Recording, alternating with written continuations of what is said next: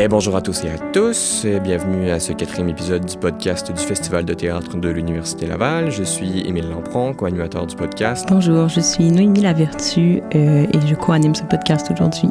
Nous sommes en compagnie de l'avocat M. Louis-Philippe Lampron. Peut-être qu'on est cousins éloignés, je sais pas.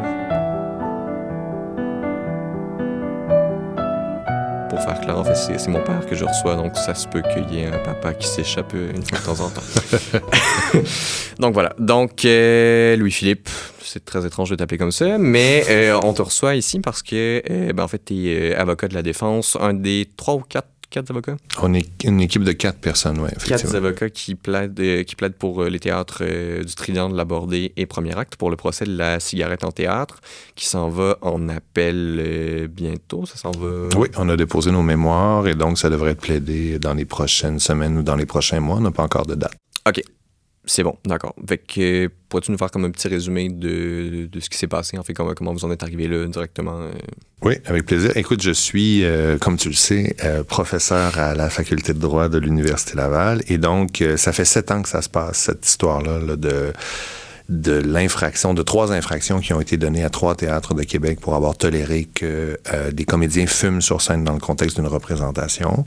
Alors, initialement, j'ai l'indignation facile sur des situations d'injustice et donc j'ai contacté les représentants.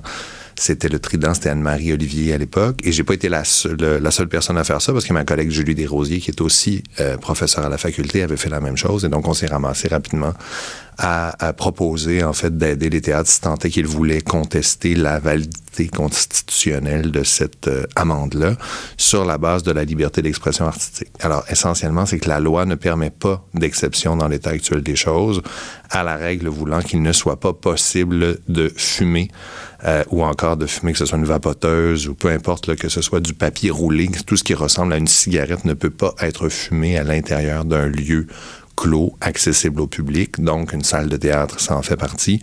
Et il n'y a pas d'exception qui est prévue pour des représentations artistiques. Alors, les inspecteurs ont appliqué la règle qui prévoit une interdiction absolue. Ils l'ont impliquée à la lettre et donc, ils ont donné 3 contraventions à 3 théâtres pour 3 pièces distinctes. Et c'est ça qu'on conteste devant les tribunaux. Et ça, même si le public avait été averti à l'avance? Oui, ben le public, c'est pas... En fait, c'est parce que comme il y avait un flou, en fait, essentiellement, c'est quand même une pratique, ça arrivait dans le passé, avant ces 3 situations-là, qu'il y ait des représentations artistiques où des comédiens ou des comédiennes fumaient sur scène. Mais là, il y avait une pratique qui s'était appliquée, je dirais, de manière un peu élastique, là, mais effectivement, il y avait eu un avertissement, il me semble, au moins dans un des 3 théâtres, en disant que des produits du tabac allaient être fumés sur scène. Puis là, il y a tabac et tabac, c'est-à-dire que on va pas entrer dans trop le détail. C'est ça, les juristes, hein, si jamais on nous lance trop, on peut parler très longtemps puis perdre l'intérêt des gens, mais essentiellement, la loi qu'on conteste, elle ne fait pas de différence entre ce qui se trouve à l'intérieur de la cigarette. Tout ce qui compte, c'est qu'elle soit fumée en étant portée à la bouche, inhalée, puis on sort la fumée. Et donc, les cigarettes qui étaient fumées sur scène, c'était pas des vraies cigarettes. Il n'y avait pas de tabac à l'intérieur. C'était des cigarettes qu'on appelle des cigarettes de théâtre. Alors, c'était de la sauge ou que sais-je encore. Mais ça, au vu de la loi, ça ne fait aucune différence, en fait.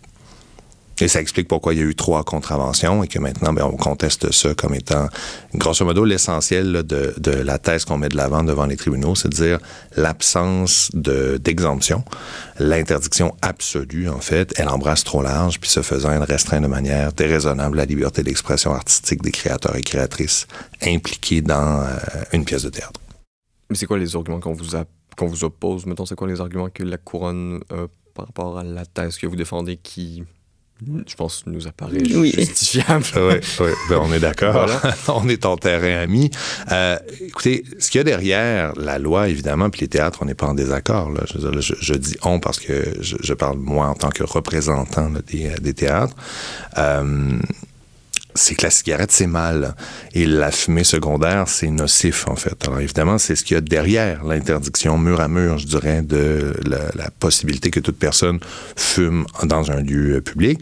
Puis le fait qu'on ne fasse pas de différence entre du tabac, de la sauge, que sais-je encore, c'est pour éviter qu'un fumeur, quand il se fait intercepter par un inspecteur, commence à dire « Non, mais attention, ce n'est pas une cigarette de tabac, c'est une cigarette de sauge. » Puis pour éviter de recevoir la contravention. Alors, on comprend la mécanique, effectivement, il n'y a pas de souci. souci avec ça. Et on comprend bien sûr, on est même d'accord avec l'objectif, c'est-à-dire que il faut protéger la population le plus possible contre les effets nocifs de la cigarette. Bon, une fois qu'on a dit ça, par exemple, c'est qu'on n'a pas fini de parler de l'argument, c'est-à-dire que le fait de fumer, ce n'est pas illégal dans l'état actuel des choses. On essaie de restreindre, et on est tout à fait d'accord avec ça, l'exposition de la population à la fumée secondaire.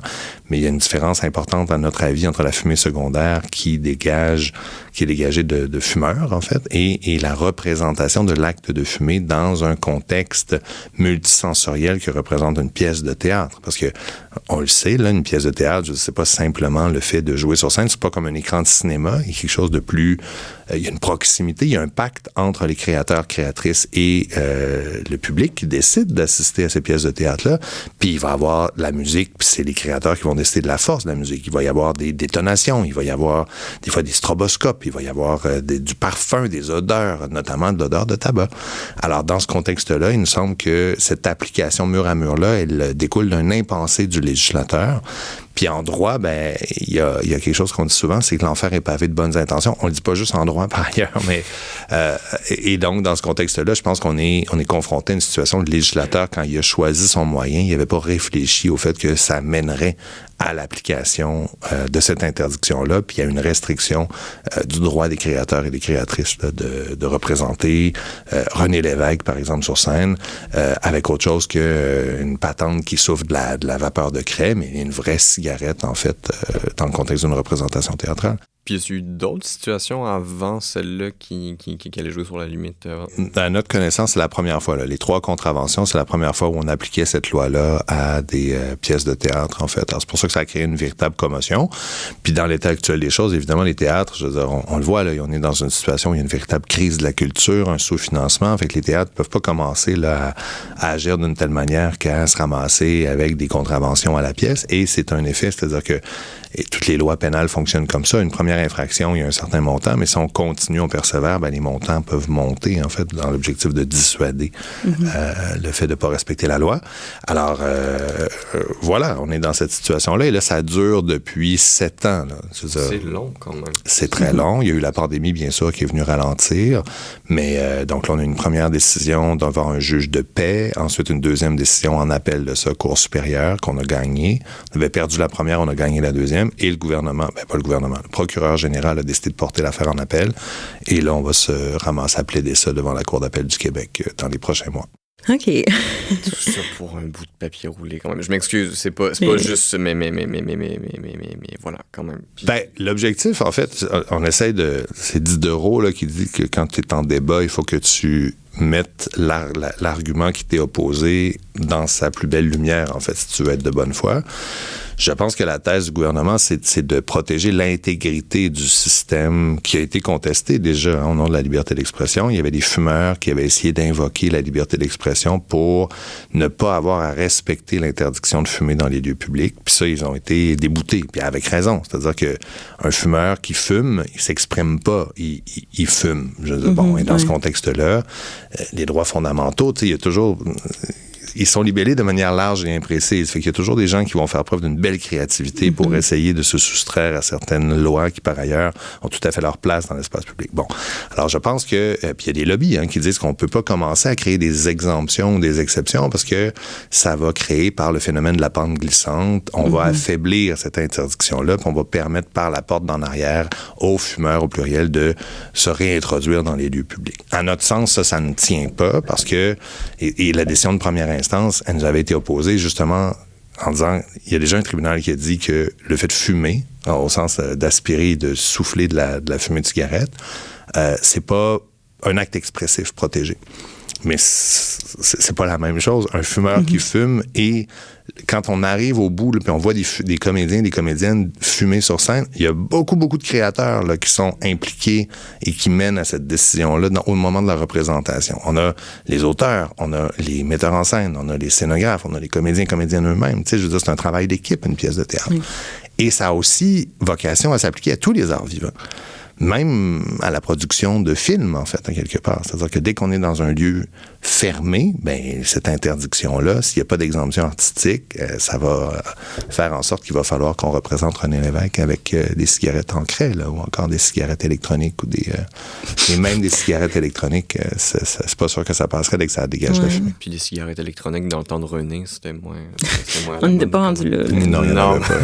Mais maintenant, est-ce que ça veut dire qu'en ce moment, si sur un plateau de tournage qui est fermé, mettons, on fait fumer des comédiens, ça peut être pénalisé par la loi? Clairement. OK. Parce que c'est un lieu accessible au public, on est vraiment dans la catégorie.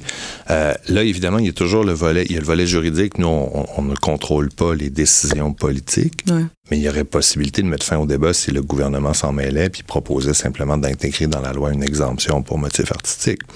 On a proposé ça, on a tendu la main aux politiques, mais avec assez peu de succès jusqu'ici. Puis d'autre part, c'est qu'il ne faut pas oublier que le compromis qui est recherché par les créateurs et créatrices, là, donc Théâtre de la Bordée, Le Trident et Premier Acte, c'est pas de permettre de prendre le public par surprise, en fait. On en parlait tantôt, mais qu'il y a un avertissement préalable. Et ça, c'est le nerf de la guerre. Voilà. De la même manière que moi, je peux décider, je suis un non-fumeur ou je suis allergique, je peux décider d'accepter un lift de mon ami qui s'allume botch sur botch puis qui fume dans sa voiture. Ben, à partir du moment où l'acte de fumer n'est pas illégal, il y a plein de lieux où on va t'exposer, notamment des lieux privés ou des fêtes, en fait, quoi que ce soit, où là, c'est pas interdit de fumer en public, même avec des non-fumeurs. Puis là, ben, c'est le choix des adultes de s'exposer ou pas aux effets de la fumée secondaire. Dans ce contexte-là, avec un avertissement préalable, il nous semble que toutes les personnes vulnérables, les asthmatiques, les femmes enceintes, etc., ils peuvent absolument décider valablement de ne pas s'exposer à une pièce de théâtre où on fumerait sur scène. Alors, ce compromis-là nous apparaît être absolument raisonnable et permettre aux législateurs d'atteindre l'objectif qui est de protéger la population au sens large et les personnes vulnérables contre les effets négatifs de la fumée sur scène, tout en respectant la liberté d'expression artistique. Là. Parce que quand on commence à imposer des limites à la liberté d'expression artistique au nom de ce qui ne gêne personne, ben on n'a pas fini, là. Mais aussi, comme je veux dire, comme en étant une personne vulnérable, moi-même, comme on est capable de prendre nos décisions par nous-mêmes, là. C'est souvent comme un argument bâton un peu qui est comme utilisé, là, mais genre, les adultes sont des adultes avertis, puis techniquement, nous sommes maîtres de nos propres décisions. Enfin, si t'avertis, genre, je peux comprendre, mettons, qu'on interdise le fait de prendre un public par surprise, mais du moment où les gens sont avertis, ben, au même titre qu'une pièce pourrait toucher des sujets sensibles, il y a comme une grosse discussion en ce moment sur les trauma-avertissements, les trigger warnings, mais c'est comme... je pense que c'est beaucoup mieux de le mettre, mettons, quand tu achètes ton billet, on le dit, puis si c'est pas pour toi, c'est pas pour toi. Oui, puis on le fait avec les effets stroboscopiques, de toute façon, pour des personnes qui sont atteintes d'épilepsie. Voilà. Bonjour, Émile. Dans ce contexte-là, donc la situation est absolument la même. Alors, encore une fois, il ne faut pas confondre des pommes avec des voitures. Là, on ne parle pas, il n'y a rien dans la démarche des théâtres qui vise à permettre, par exemple, à mettre en place une exemption artistique. C'est-à-dire qu'au nom de l'art, on sera en mesure de tout faire, puis la liberté d'expression artistique ne pourrait souffrir aucune exception. C'est pas du tout la démarche.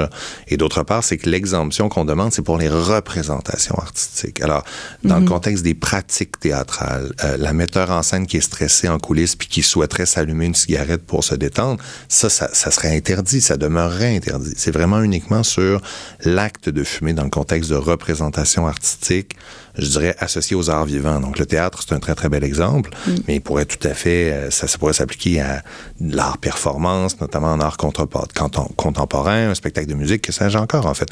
Donc toute représentation artistique devant public qui s'inscrit dans cette espèce de pacte-là en disant on propose, les créateurs et créatrices vont proposer quelque chose au public, va les avertir du fait que si vous venez, il va y avoir ça, ça et ça. On adhère complètement à ça. Puis ensuite, ben voilà, ces adultes-là vont être capables de déterminer si oui ou non ils veulent s'exposer à cette proposition artistique-là qui est vraiment au cœur de la liberté d'expression artistique, à notre avis, à tout le moins. Là.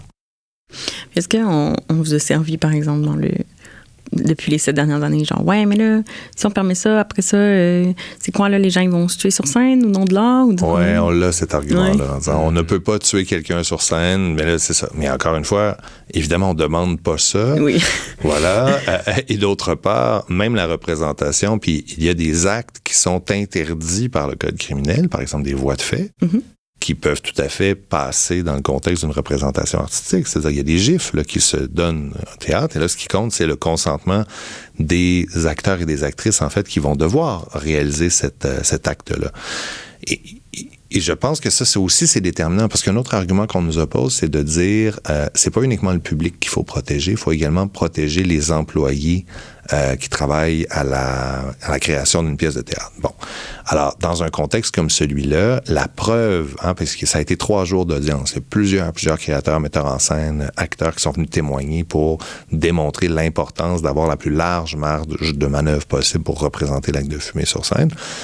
Et la preuve a bien démontré qu'à partir du moment où c'est un comédien qui doit fumer une cigarette et pas à l'aise de le faire, ben, il va y avoir un dialogue avec la metteur en scène, puis à terme, ben, cette personne-là ne sera pas forcée de fumer. De la même manière, un technicien ou une technicienne, en fait, qui souhaiterait pas être exposé en aucune circonstance à la fumée de cigarette, y compris au moment de la représentation, mais il y a plein de mécanismes légaux qui permettent d'exercer un droit de retrait, notamment en disant, bon, ben voilà, au moment très limité dans le temps, quand même, là, sur le travail de ces techniciens-là, je veux dire, il n'y a pas de... On ne réclame pas une exemption qui permettrait notamment aux pratiques artistiques d'être exemptées de l'application de la loi. Alors, au moment des représentations, ben voilà, tu veux pas être exposé, pas de problème. Tu vas pas travailler le soir de la représentation. Mm-hmm. Alors, encore une fois, c'est des arguments qui...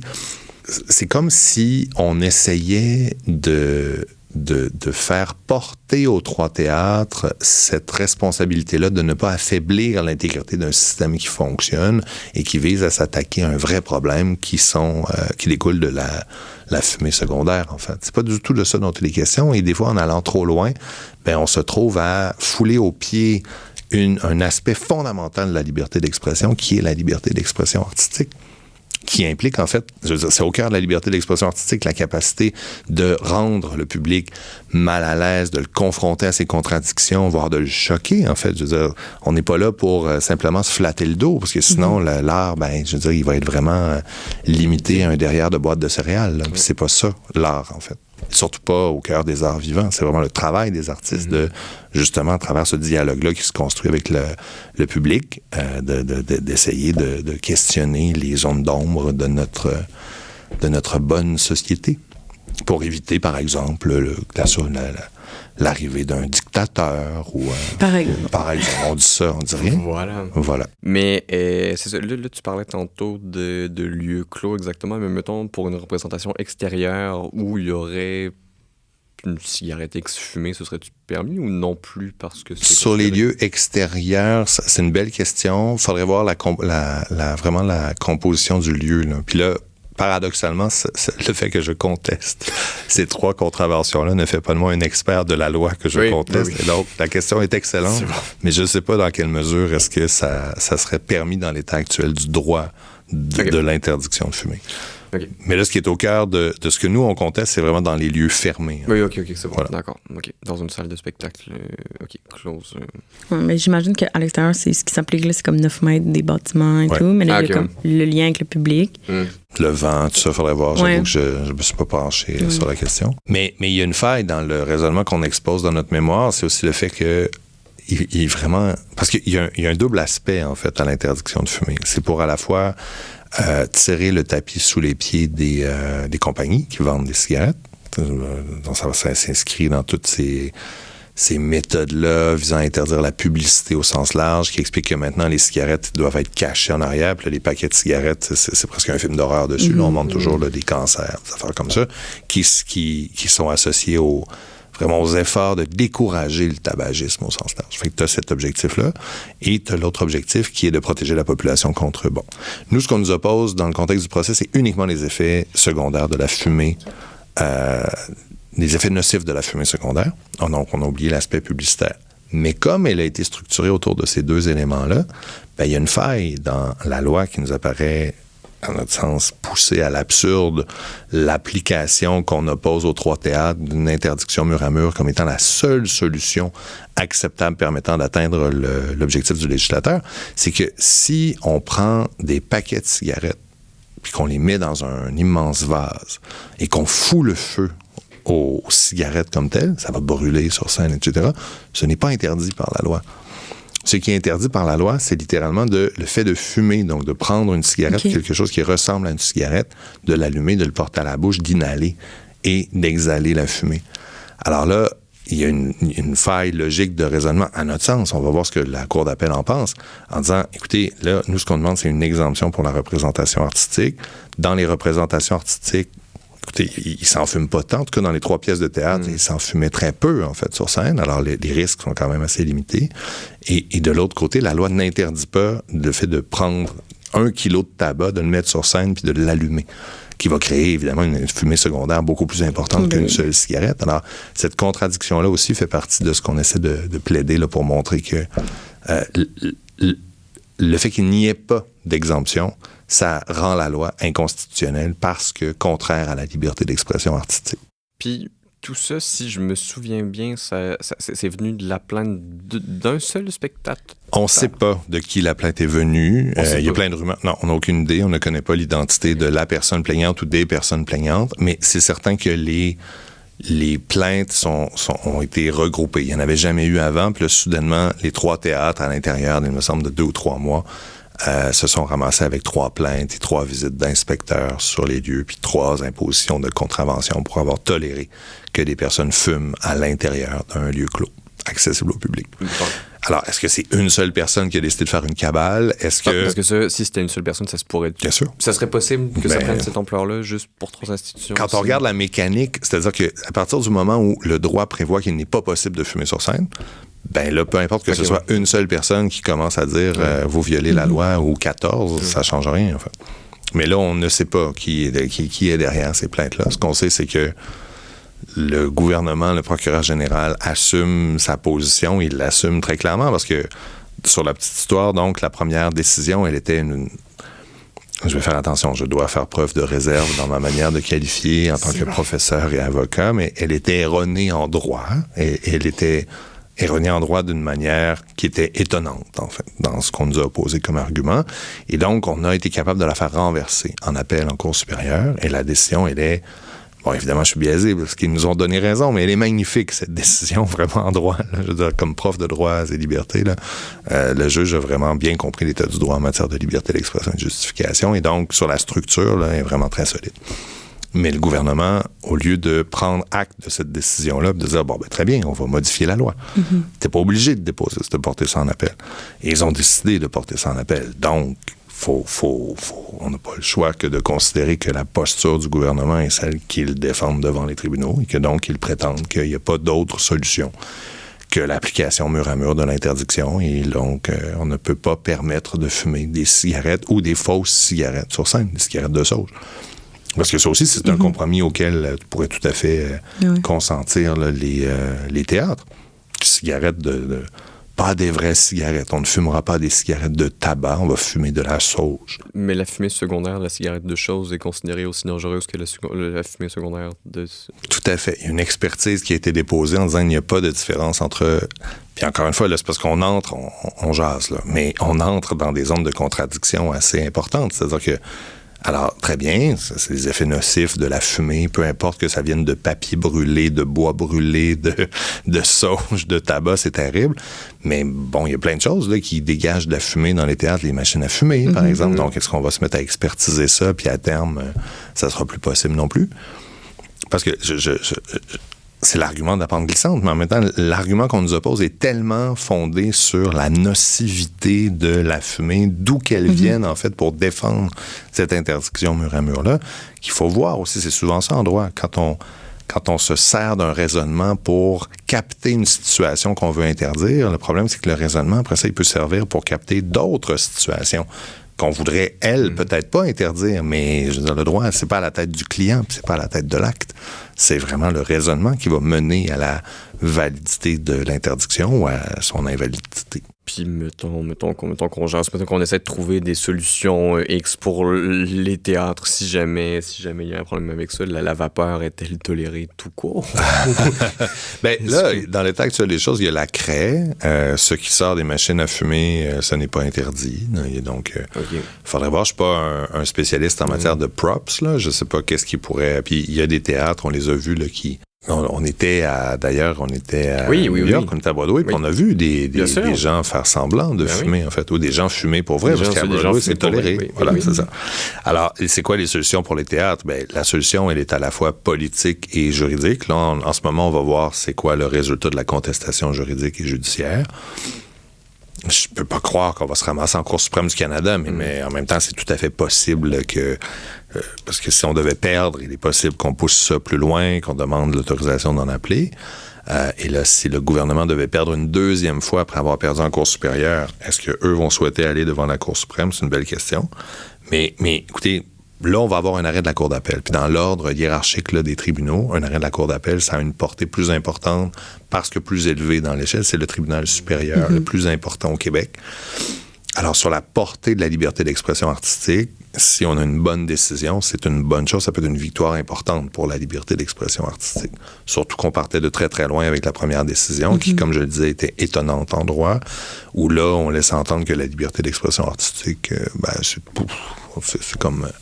c'est votre opinion, là, comme on dit dans le Grand Lebowski, là, that's your opinion, man. Mais je veux dire, on donnait pas la valeur ni la texture qui est nécessaire dans une société démocratique à la liberté d'expression artistique. Et on retrouve ça dans la décision qu'on a gagnée en Cour supérieure. Fait qu'on espère que, peu importe l'issue, là, que la décision de la Cour d'appel va au moins reconnaître l'importance cruciale de la liberté d'expression artistique.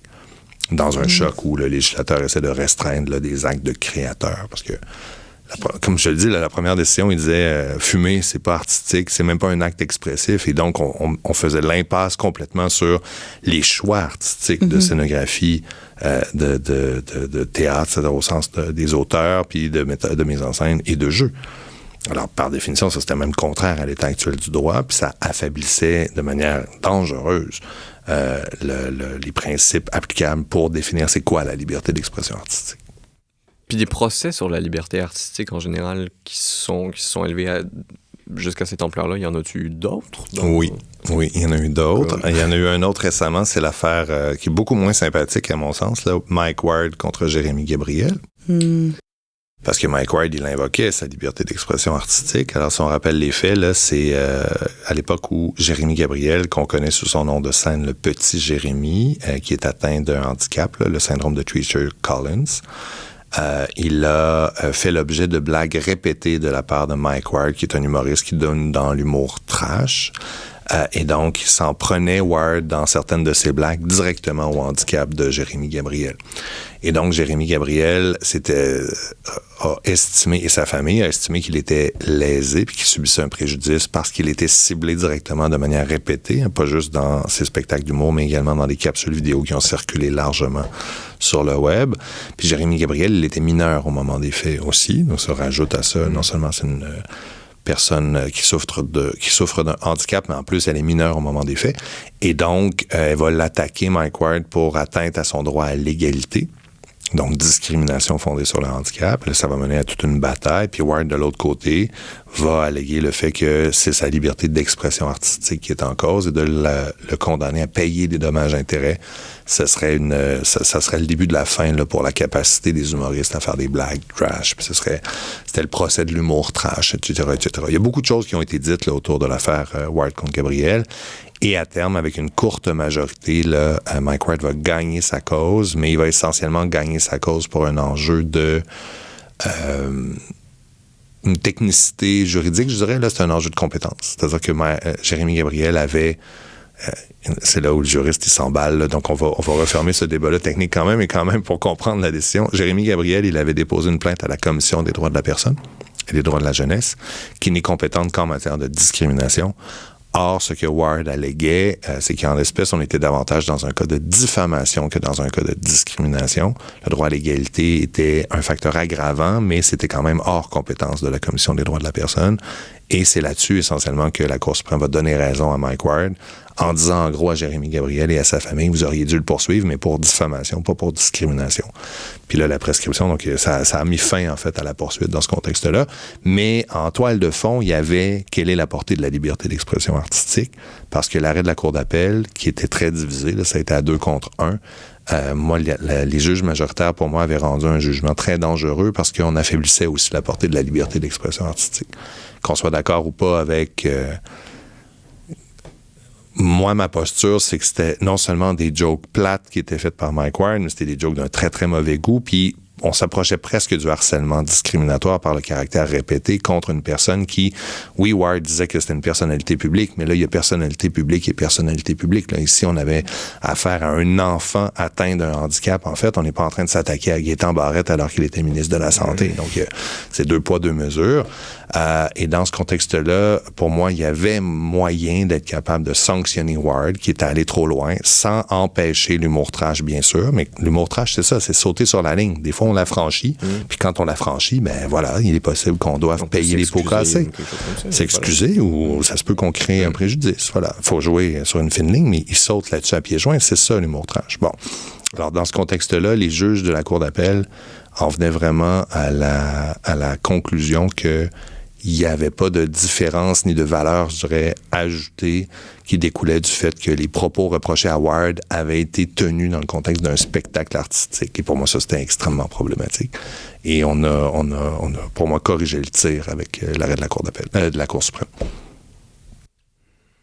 Pas le même niveau que la cigarette, quand même. C'est pas. C'est différent. C'est différent. Non, mais aussi, on est comme une personne contre une personne. Là. C'est pas le même combat, je pense. Non, ça n'a rien à voir. Non, c'est ça.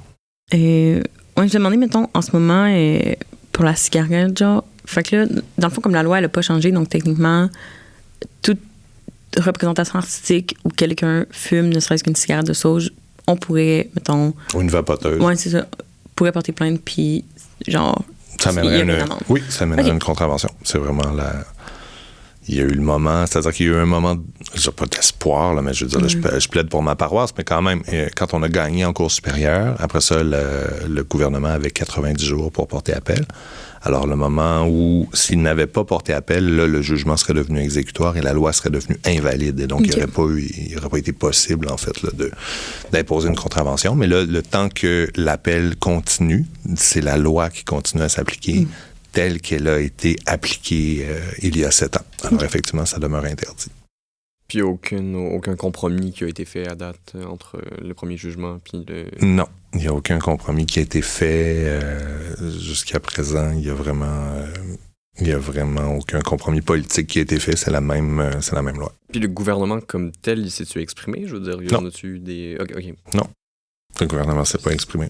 C'est-tu dans les projets? La question, pour moi, ça découle d'une mobilisation. C'est-à-dire qu'il y a eu une réaction après la décision de première instance qui était vraiment erronée en droit. J'essaie de me retenir, c'est très difficile. Il y a eu une levée de bouclier de plusieurs associations qui regroupaient les artisans et artisanes, les artistes du milieu théâtral, en fait, qui a dénoncé cette décision-là et qui a appuyé les 3 théâtres dans la poursuite, donc, de la bataille judiciaire. Mais depuis la décision de la Cour du gouvernement de porter ça en appel, non, il n'y a pas eu de mobilisation. Puis évidemment, je veux dire, c'est certain que notre capacité à nous indigner d'une situation d'injustice, c'est pas inépuisable collectivement. Puis là, on est tellement confronté à une tempête politique épouvantable qui nous vient du Sud que c'est certain que la cigarette dans l'espace public, c'est moins... En tout cas, ça veut pas dire que ça devrait pas faire l'objet d'une mobilisation, parce que ce qu'il y a derrière, c'est quand même la liberté d'expression artistique, mais... À se comparer, on se console, là. Je veux dire, là, en ce moment, il faut peut-être d'abord éteindre l'incendie qui est en train de se propager aux institutions démocratiques, puis après ça, on verra là, pour la liberté d'expression artistique.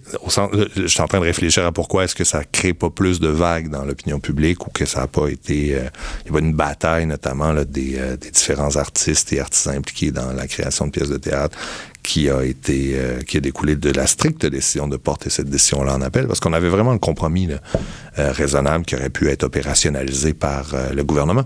En modifiant la loi, ça aurait été réglé, puis on serait plus devant les tribunaux. Mais le gouvernement n'est pas allé dans cette voie-là. Il est allé plus dans le projet de loi 84 sur l'intégration nationale et réouverture de la loi sur la laïcité de l'État. Ça semble être plus payant pour ce gouvernement-là actuellement. Chacun ses dada, voilà, exactement. Mais mettons, si on regarde, par exemple, parce que là, tu sais, en ce moment, le milieu artistique se soulève beaucoup pour le financement, le sous-financement de la culture et tout. À titre, mettons qu'on réfléchit, là, depuis 7 ans que ça dure, cette histoire-là, financièrement... c'est pro bono. C'est-à-dire on fait tout ça gratuitement, en fait. Là. On a, en gros, il y a d'impliqués dans le dossier, il y a moi, Julie Desrosiers, qui est une prof en droit pénal. On a Antoine Pellerin aussi, un collègue qui est en droit administratif. Et on est appuyé par l'excellent Benjamin Bolduc, qui est avocat chez Tremblay-Bois. Et donc, on a vraiment des expertises qui sont complémentaires. Parce que moi, comme professeur, je suis avocat, mais dans les faits, j'ai pas eu à plaider par moi-même un dossier. Donc, pour tout ce qui est procédural et tout, c'est sûr que j'ai besoin d'aide. Et donc, on a vraiment une pénaliste, un administrativiste, moi en droits et libertés, et Benjamin Bolduc, là, qui a vraiment une approche généraliste et qui fait une maîtrise par ailleurs là, en droits et libertés sous ma supervision. Alors, c'est formidable. Tout est dans tout. Et donc, c'est cette équipe-là là, qui... mais on fait ça gratuitement dans l'état actuel des choses ou pro bono. Oui. Okay, c'est beaucoup d'heures pour la liberté artistique. Absolument. Et peu pour le portefeuille. Exactement. Mais tant mieux, parce que dans les faits, sinon, cette bataille-là, elle coûterait extrêmement cher. Là. Donc, c'est ça, je me dis, c'est ça qui est malheureux pour... il y a plusieurs éléments, plusieurs injustices, en fait, qui pourraient peut-être être gagnées devant les tribunaux, mais souvent, c'est parce que c'est le nerf de la guerre, c'est l'argent. Là. C'est que ça doit prendre du temps au gouvernement aussi, tout court. Oui, et eux, ils sont pas pro bono. Là. Ils payent les gens pour... oui. Ouais. Alors ça, c'est un paradoxe qui, pour moi, pourrait politiquement être mis de l'avant. En disant, écoutez, là, le projet de loi sur 84 sur l'intégration nationale, là, vous aimez vraiment ça, la culture québécoise. Vous trouvez ça formidable, c'est important, c'est essentiel. Mais vous laissez mourir, entre guillemets, les créateurs et créatrices qui la font vivre, cette culture-là. C'est un paradoxe qui est inadmissible, en fait. Et non seulement ça, mais vous mettez des ressources de l'État à lutter contre des éléments de la liberté d'expression artistique, notamment dans le contexte du procès sur la cigarette sur scène. Donc, parce que c'est ça, comme... il n'y a pas eu d'impact financier pour le milieu culturel dans ce projet-là, mais au niveau du gouvernement, il y a quand même une facture assez élevée. Bien sûr. Fait qu'ils ont investi de l'argent pour... Délibérément, tout à fait. Bon. Oui, exactement. Ils choisissent de s'attaquer plutôt que d'accepter le compromis. Là, on ne serait pas... Parce que moi, je trouve ça formidable de défendre la liberté d'expression artistique. Puis je veux dire, c'est dans mon domaine d'expertise. Alors, je veux dire, la recherche est presque déjà faite, sur l'argumentaire, mais ça demeure un investissement en temps, en énergie de beaucoup, beaucoup de personnes et en argent du côté du gouvernement, tout à fait. Mais c'est ça, mais je veux dire, avant, c'est ça, comme on disait, ça causait pas de problème qu'on fume dans un contexte artistique. Ça le pose pas, notamment internationalement non plus. C'est à géométrie variable. Quand il y a des lois qui sont plus strictes que d'autres, puis là, il y a toute une distinction à faire entre la règle et l'application de la règle. T'sais, je ne veux pas citer Les Ripoux, là, le vieux film de Patrice Lecomte, là, mais essentiellement, il y a je vais le faire quand même. Quand on commence la phrase en disant « je ne veux pas citer », là, généralement, on va citer. C'est ça. Et donc, la scène, c'est un nouveau policier, en fait, qui entre, puis là, il veut faire appliquer les règles à la lettre, en fait. Puis là, l'autre lui tire la pipe, qui est Philippe Noiret, qui tire la pipe à Thierry Lhermitte, en montrant, il roule dans une bagnole, puis là, il montre toutes les infractions qu'il constate juste en roulant, traverser hors des passages cloutés, pas respecter l'arrêt n'a pas été assez long, etc., etc. Puis donc, à ce compte-là, si on applique à la lettre toutes les interdictions, bien, on va arrêter tout le temps l'entièreté de la population. Là. Je veux dire, ça ne tient pas. Toujours une zone de tolérance. Bon. Alors, sur l'interdiction de la cigarette sur scène, c'est un peu ça, notamment à New York. En principe, on ne peut pas fumer dans le contexte d'une représentation artistique théâtrale, mais il y a une zone de tolérance qui est manifeste parce que toi-même, tu as assisté à un spectacle où on fumait des vraies cigarettes sur scène, puis on avertissait, c'est le compromis. Là. On avertit à l'avance le public qu'il va y avoir des produits du tabac fumé sur scène. Donc, dans ce contexte-là, ce serait faux de dire qu'il n'y a aucune juridiction qui, comme le Québec, interdit le fait de fumer du tabac sur scène. Maintenant, à notre avis, c'est pas parce que d'autres juridictions l'interdisent que c'est plus compatible avec l'état du droit québécois en matière de protection de la liberté d'expression artistique. Parce qu'il y en a des limites acceptables à la liberté d'expression artistique. Par exemple, Il n'y a aucune liberté fondamentale ou aucun droit fondamental qui ne souffre pas de limites tolérables ou acceptables dans une société libre et démocratique. Puis là, le fait de dire, moi, comme artiste, j'estime que j'ai le droit, notamment, de surprendre le public, puis c'est le public, s'il veut pas voir, il sortira de la scène au moment où il verra quelqu'un s'allumer une cigarette sur scène. Ça serait, à mon sens, il y aurait peu de chances de succès si c'était la thèse là, qui était défendue par les théâtres, mais la thèse du compromis. Puis c'est ça, les droits et libertés, c'est de trouver un équilibre entre les droits des uns et les droits des autres. Puis il faut reconnaître que les bénéfices qui découlent d'une conception large et robuste de la liberté d'expression artistique, je veux dire, c'est tout le monde qui en profite, en fait. Parce que les artistes, c'est eux qui nous font réfléchir, puis c'est eux qui remettent en cause les cadres de notre société que souvent on prend pour acquis, puis parfois, c'est à travers ça qu'on est capable de changer le sens du bateau, essentiellement. Donc, voilà. En ce moment, c'est comme si on voit encore des gens qui fument sur scène, parce qu'encore hier, je suis allée voir une pièce où quelqu'un s'est allumé, j'imagine que c'est une fausse cigarette là, sur scène, mais tu sais, c'est comme tout est dans le contrat entre le public de comme. Tout à fait. Si personne porte plainte, il n'y a pas de problème, mais si quelqu'un porte plainte, voilà. On peut appliquer la loi. On est d'accord. Et là, le problème, c'est que pour être capable de respecter le contrat, c'est un peu pour nous, de manière raisonnable, dans je dirais, l'écosystème artistique, on n'est plus à la même place qu'on était dans les années 80 où on fumait dans les avions. Voilà. Où on fumait dans les voitures avec les enfants en arrière. Quoique ça, il y en a encore qui le font, dans les faits. C'est très problématique. Mais ça, ce serait-tu légal? Je sais pas si avec les enfants, s'il n'y a pas des interdictions plus robustes en fait pour fumer dans une voiture alors qu'il y a des enfants, parce que là c'est vraiment on parle non seulement de protéger la population contre les effets néfastes de la fumée secondaire, mais une population très vulnérable, les enfants. Ils n'ont pas la possibilité comme le public de décider de pas aller voir la pièce. Surtout quand c'est les parents qui fument en s'allumant butch sur butch. Ça c'est un autre enjeu. Puis je connais pas la règle, mais il me semble que c'est pas juste vous faites ce que vous voulez. Là. Il me semble qu'il y a des prises, à tout le moins, là, pour dire vous ne faites pas ça. Mais donc, dans ce contexte-là, je sais pas où je m'en allais avant de parler des enfants. J'ai oublié. Excusez, j'ai coupé. C'est une belle question. Bon, oui. Mais on parlait de quoi avant? Contrat avec le public. Sur le contrat avec le public, c'est au cœur du rapport des arts vivants. En fait. Parce que c'est ça, c'est une proposition, en fait. Mais donc, justement, tu disais le fait que il y en a qui s'allument peut-être des vraies cigarettes. Et là, ça va dépendre de qui va dénoncer ce comportement-là ou pas dans l'état actuel du droit québécois. Mais pour respecter le contrat actuel, il faut permettre au théâtre de l'annoncer d'avance. Puis là, si on se met à l'annoncer d'avance, puis on n'a même pas besoin que les gens dénoncent, c'est-à-dire que c'est out in the open. En fait. Donc, il y a des gens qui peuvent se rendre compte qu'on annonce qu'il y aura des produits du tabac qui seront fumés sur scène ou une fausse cigarette ou une cigarette au sauge. Et là, un inspecteur là, un peu zélé pourrait, c'est une lumière rouge, il pourrait se présenter sur place sans qu'il y ait même eu de plainte pour vérifier si et donner la contravention. Là. Voilà. Fait que tu peux pas l'écrire sur ton site web. Dans l'état actuel du droit, non, parce que c'est se tirer dans le pied. C'est ça. Et donc, ce faisant, ça empêche de mettre en place les conditions du pacte raisonnable avec le public pour protéger les femmes enceintes, les enfants, ou quoi que ce soit, en disant, voilà, s'il y a une pièce sur René Lévesque où René Lévesque, il fume comme il fumait, donc comme une cheminée, c'est certain que là, il faut y aller en toute connaissance de cause. C'est l'objectif du metteur en scène que de reproduire un salon enfumé où l'évêque prenait ses décisions avec ses ministres, en fait, où là, ça devait être à couper au couteau, la fumée. Oui. Mais si on veut reproduire ça puis le proposer à un groupe de personnes, en fait, qui est majeur et vacciné, là, est-ce que dans la société d'aujourd'hui, on veut vraiment l'interdire? Alors que le fait de fumer, je le rappelle, est légal. C'est pas illégal. Là. C'est pour ça que l'analogie, notamment, avec le fait de tuer quelqu'un, il tient absolument pas la route. Bien sûr là, que c'est au nom de la liberté d'expression artistique qu'on va pas accepter que quelqu'un tue quelqu'un d'autre sur scène dans le contexte d'une représentation artistique. C'est pas de ça dont il est question. Puis, c'est ça aussi, que même si on est en lieu clos, souvent, on va représenter un personnage qui fume, mais pas dans un lieu clos. Genre. Il y a aussi comme cette dimension-là qui est un peu... Tout à fait. Non, puis pour filmer, tourner, faire des tournages, des lieux de tournage, il y a des moments où il y a des huis clos, justement, où là, puis si les acteurs veulent fumer, là, il va falloir qu'on y aille avec des effets spéciaux, Enfin, je veux dire, ça pose, c'est vraiment une posture, en fait, par rapport à l'art, puis le risque qu'on est capable d'accepter puis de tolérer dans une société.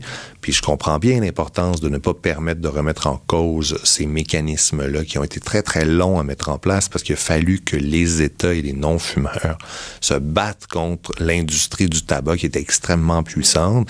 Et c'est une bataille qui a été menée et il y a eu des gains vraiment qui se sont construits de petit à petit pour mettre l'industrie du tabac dans le coin. Puis maintenant, on sait là, à quel point ils savaient tous les effets nocifs de la nicotine, puis les risques de dépendance qui venaient avec leurs produits. Puis tu sais, ils sont responsables d'une vraie crise de santé publique. Là. Je veux dire, on est tout à fait d'accord avec ça. Mais ça fait aussi partie de la réalité historique et de la réalité actuelle qui est au cœur de ce que doivent pouvoir représenter les artistes, en particulier dans un contexte de dialogue avec le public pour toute représentation d'une discipline artistique associée aux arts vivants. Là. Fait que c'est ça, c'est pas simple, mais c'est pour moi, c'est parce que on peut pas on va perdre plus en limitant la capacité des artistes, de tous les artistes qui sont impliqués dans la représentation artistique, de faire ce choix-là, de proposer au public un René Lévesque qui fume en s'allumant botch sur botch, que les bénéfices qu'on va en tirer, en fait, sociaux, ça, j'en suis assez persuadé. Surtout dans le contexte où l'exemption qu'on recherche, elle est vraiment très, très, très limitée et dans le temps et dans l'espace, en fait, et qu'un vrai fumeur ne pourrait pas se servir de cette exemption-là pour soudainement là, se mettre à fumer comme il veut dans des lieux publics. C'est pas du tout de ça dont il est question. À moins que quelqu'un fasse une performance 24 heures avec moi, puis il fait juste s'installer dans le théâtre puis fumer, là. Oui, c'est ça. Mais encore une fois, c'est ça. Puis je comprends aussi, tu sais, la question de l'art peut être des fois subjective, mais je veux dire, il y a moyen de la refermer uniquement à la question de la représentation artistique dite professionnelle, puis d'exclure des zones. Tu sais, il y a de la marge de manœuvre au législateur, là, pour permettre un espace d'expression artistique qui respecterait aussi l'objectif du législateur de lutter contre le tabagisme puis l'exposition de la population à la fumée secondaire.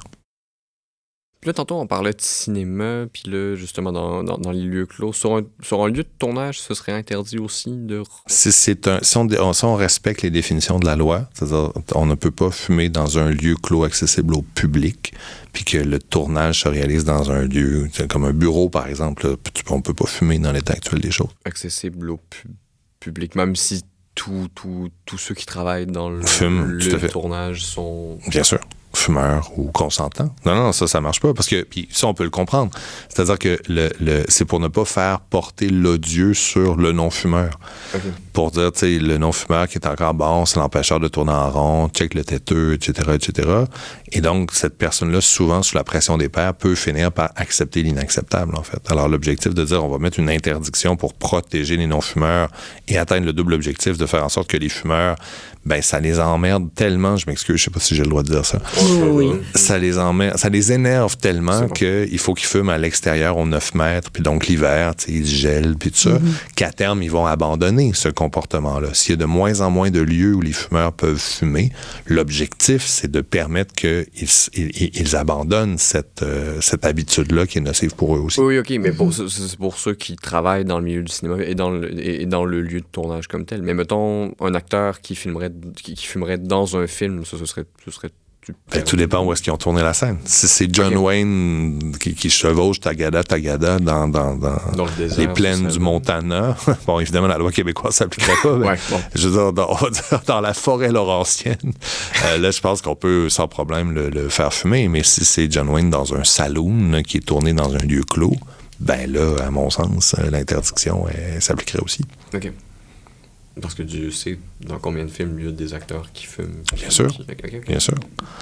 Mais bon, je veux dire, c'est un sujet qui est polarisé, c'est-à-dire on n'a qu'à penser à Lucky Luke. Est-ce qu'on peut permettre à Lucky Luke de fumer encore aujourd'hui? Puis les dessinateurs de Lucky Luke, maintenant, ils ne fument plus. Lucky Luke, il y a un brin d'herbe dans la bouche. Bon. Mais l'objectif, ça date de longtemps, ça, quand même. Ça date de longtemps. C'est Goscinny qui avait pris la décision ou c'est après? C'est une bonne question. De mémoire, c'était après sa mort. Parce que Goscinny est mort dans les années, il me semble, 80. Quelque chose comme... Dans ces eaux-là. J'imagine.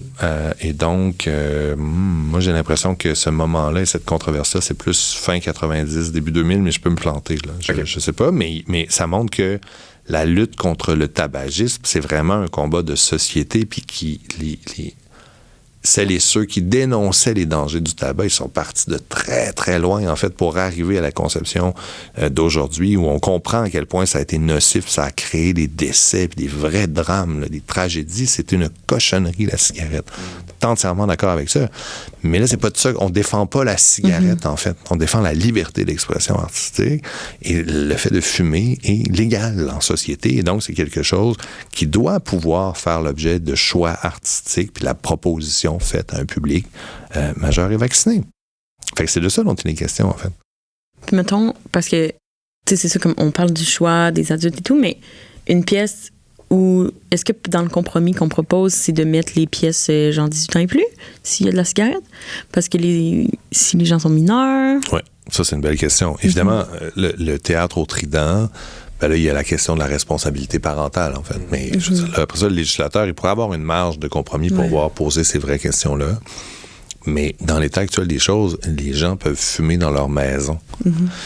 Fait que le fait que des parents décident d'emmener un enfant en sachant pertinemment que des produits du tabac vont être fumés sur scène, ben voilà. Ils font ce choix-là en tant que parents, puis ils peuvent aussi amener leurs enfants voir Monster Truck Spectacular et exposer leurs enfants aux fumées qui sont dégagées des pots d'échappement de ces grosses patentes-là qui écrasent d'autres grosses patentes, puis c'est un peu la même chose, en fait. Fait que c'est pour ça pour moi, on confond beaucoup de choses dans cette posture-là gouvernementale. C'est ma posture, évidemment, à moi, puis elle est biaisée puisque je défends les théâtres et je défends une posture. Mais je trouve que de défendre l'interdiction absolue dans le contexte qui est le nôtre, ça a quelque chose d'un peu antinomique avec le souhait, tout le moins, de défendre la liberté d'expression artistique. Mais mettons qu'un théâtre pour enfants comme les Gros Becs avait été impliqué dans le processus, ça aurait-tu changé la donne sur... Ben là, pour moi, on jase, là. Mais moi, d'interdire que des représentations pour enfants des comédiens fument sur scène, ça m'apparaît raisonnable. Oui, bon, certes. Maintenant, on est ailleurs. Si Mouawad refait Les Trois Sœurs puis fait fumer quelqu'un sur scène et que un parent décide d'amener son enfant de 10 ans voir la pièce, ça, c'est autre chose. Ça, c'est grand public. Mais là, Hansel et Gretel pour les 6 ans, puis Hansel fume, là, moi, je serais d'accord pour l'interdire. Je vois juste pas comme... Genre, dans quel contexte on pourrait faire valoir la liberté d'expression artistique dans ce contexte-là, parce que, genre... T'sais, quand on le comprend dans des pièces grand public, que c'est comme on représente un personnage historique, ou comme on replace dans le contexte, ou ça signifie quelque chose. Mais comme l'enfant de 6 ans qui va voir le show, ça signifie rien pour lui. D'une part, puis d'autre part, il faut garder en tête qu'un autre enjeu de liberté d'expression artistique, c'est qu'au Québec, on a fait le choix d'interdire la publicité aux enfants de moins de 13 ans. Et là, pour moi, ce serait même pas le volet protection des enfants contre la fumée secondaire que d'influencer les enfants à fumer que de voir quelqu'un qui fume sur scène, en fait. C'est un âge où on est très, très impressionnable, on est très, très vulnérable, justement, à des images, des représentations. Donc, non, je pense que là, et c'est un argument... Non, mais c'est un argument qu'on nous oppose en disant, mais là, on va-tu permettre, au nom de l'art, de fumer une représentation pour enfants? Écoutez, non, c'est pas de ça dont il est question. Maintenant, le législateur, là, on dit, en gros, là, si on regarde le raisonnement, c'est de dire, votre interdiction absolue, elle est contraire à la Charte canadienne et à la Charte québécoise. Maintenant, ce qu'on demande, c'est, là, vous allez invalider, on a besoin d'une exemption. Alors, on va suspendre les effets de l'invalidation c'est ce qu'avait fait le juge de première instance, pendant une période de 6 mois, pour permettre aux législateurs d'aménager l'exemption, notamment d'une telle manière que des pièces pour enfants, ben ça demeure interdit, là. Alors, on y va au sens large, puis on met une série d'exceptions à l'exemption pour qu'elle soit compatible avec la liberté d'expression artistique. Ce qui est incompatible avec la liberté d'expression artistique, c'est l'interdiction absolue, qui par ailleurs peut être contournée avec l'exemple absurde dont je vous parlais en disant on va foutre un vase sur scène puis on va l'allumer. Enfin, il y a des contradictions importantes, là. Voilà.